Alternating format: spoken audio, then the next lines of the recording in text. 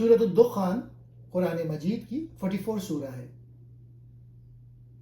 محمد اسد نے اپنی تفسیر دی میسج آف دا قرآن میں اس سورہ کے استعاراتی اور روحانی پہلوؤں پر گہری روشنی ڈالی ہے۔ پہلا پوائنٹ، لیلۃ المبارکہ یعنی برکت والی رات اور وحی کا نزول۔ سورہ کا آغاز قرآن کے نزول سے ہوتا ہے۔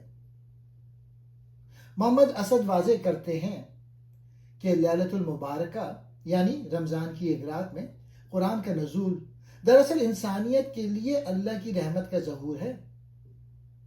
اسد کے مطابق وحی کا مقصد انسان کو کائنات کے حقائق سے باخبر کرنا اور اسے اندھیروں سے نکال کر روشنی میں لانا ہے۔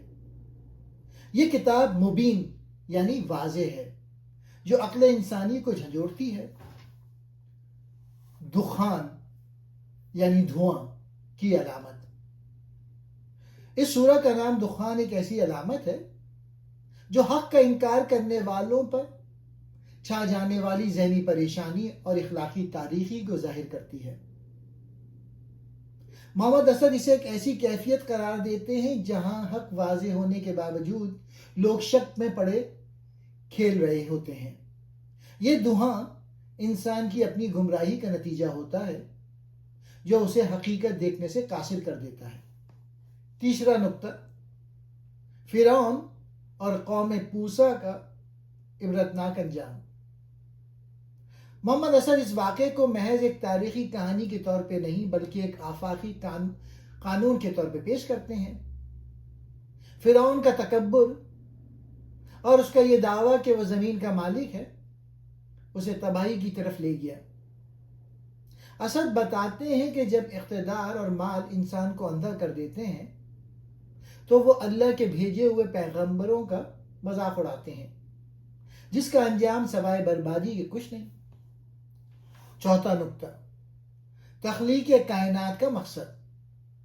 سورہ میں اللہ تعالیٰ فرماتا ہے ہم نے آسمانوں اور زمین کو اور جو کچھ ان کے درمیان ہے کھیل تماشے کے لیے پیدا نہیں کیا۔ محمد اسد اس آیت کی تشریح کرتے ہوئے کہتے ہیں کہ یہ کائنات ایک اخلاقی نظام یعنی مورل آرڈر کے تحت چل رہی ہے۔ ہر چیز کی تخلیق کے پیچھے ایک سنجیدہ مقصد ہے اور انسان کو اپنے ہر عمل کا جواب دہ ہونا ہے۔ پانچواں نقطہ، فیصلے کا دن اور دو انجام۔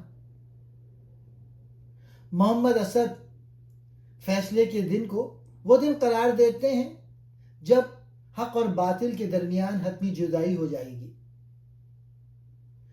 گناہگاروں کا انجام۔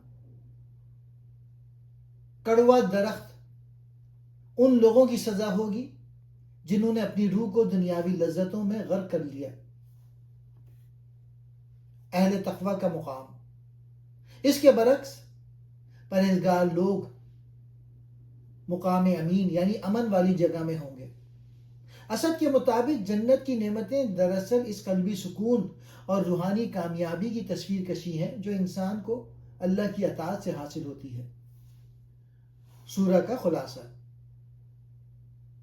محمد اسد کی تفسیر کے مطابق یہ سورہ ہمیں خبردار کرتی ہے کہ دنیاوی زندگی کے کھیل میں لگ کر ابدی حقیقتوں سے غافل نہ ہوں۔ وہی اللہ کی رحمت ہے اور جو اس رحمت سے منہ موڑتا ہے وہ شک اور بے چینی کے دھوئیں میں گم ہو جاتا ہے۔